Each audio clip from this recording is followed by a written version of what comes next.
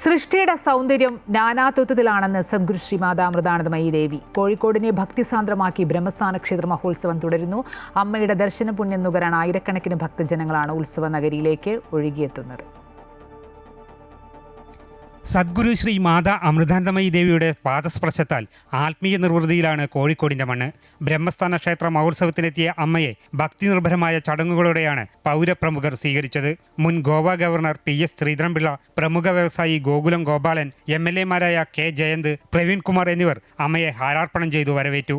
അമ്മയുടെ കാരുണ്യഹസ്തത്താൽ അമൃതശ്രീ സ്വയം സഹായ സംഘങ്ങൾക്കുള്ള വസ്ത്രവിതരണവും വേദിയിൽ നടന്നു. കോഴിക്കോട് അമൃതാനന്ദമയി മഠം പുറത്തിറക്കിയ അമൃതപ്രസാദം സുവനീർ ആചാര്യ MR രാജേഷ് ഹൈക്കോടതി ജഡ്ജി P ഗോപിനാഥന് നൽകി പ്രകാശനം ചെയ്തു. സ്നേഹത്തിലൂന്നിയാണ് ഈ ലോകത്തിലെ നിലനിൽപ്പെന്ന് ഓർമ്മിപ്പിച്ചുകൊണ്ടുള്ള അമ്മയുടെ അനുഗ്രഹ പ്രഭാഷണം ഭക്തമനസ്സുകൾക്ക് ശാന്തിയും സമാധാനവും പകർന്നു.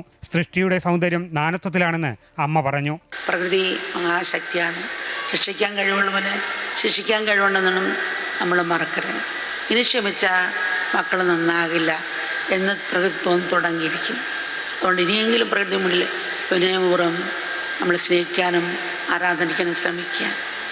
സനാതന ധർമ്മത്തിൽ സൃഷ്ടിയും സൃഷ്ടാവും രണ്ടല്ല, നാനാത്വത്തിൽ ഏകത്വം കാണാനാണ് നമ്മളെ പഠിപ്പിച്ചത്. അമ്മയുടെ നേതൃത്വത്തിൽ നടന്ന ഭക്തിഗാനസ്തുതിയുടെ പ്രവാഹത്തിൽ ഭക്തർ ആനന്ദലഹരിയിലാണ്ടു.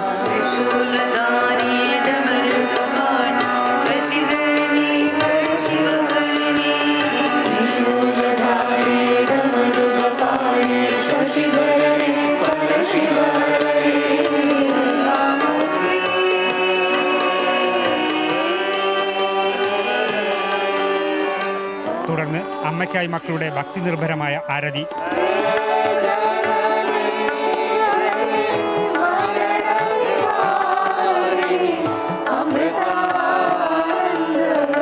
വർഷത്തിനു ശേഷം വീണ്ടും കോഴിക്കോടെത്തിയ അമ്മയെ ഒരു നോക്ക് കാണാനും അനുഗ്രഹത്തിനുമായി ആയിരങ്ങളാണ് വെളിമാട് കുന്നിലെ ബ്രഹ്മസ്ഥാന ക്ഷേത്രത്തിലേക്ക് ഒഴുകിയെത്തുന്നത്.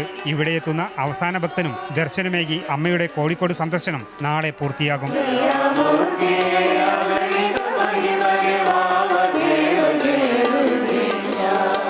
അമൃത ന്യൂസ്, കോഴിക്കോട്.